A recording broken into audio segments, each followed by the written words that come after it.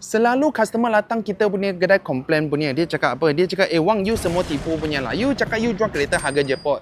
Kereta budget-budget punya. Tapi datang itu kereta mesti tak ada punya. Bang, I tak boleh buat apa loh. Sebab apa? Sebab masa I jual kereta budget, kereta jackpot kan. Kalau itu kereta semua dia sebiji saja mah. Kalau you tengok iklan yang lama atau you tengok Isnin, nanti you Ahad datang dalam 6 hari harga jackpot punya kereta I tinggal 2 biji saja, okey? Tinggal ini. Ini dalam 1000 lebih you sudah boleh dapat. Bukan. Yang 1000 lebih punya itu Wira sudah jual.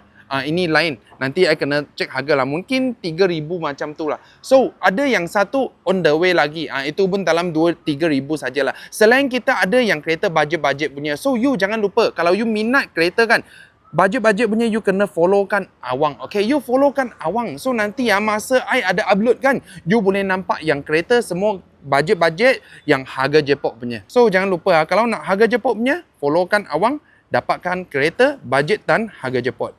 Follow Awang, dapatkan info dan knowledge kereta.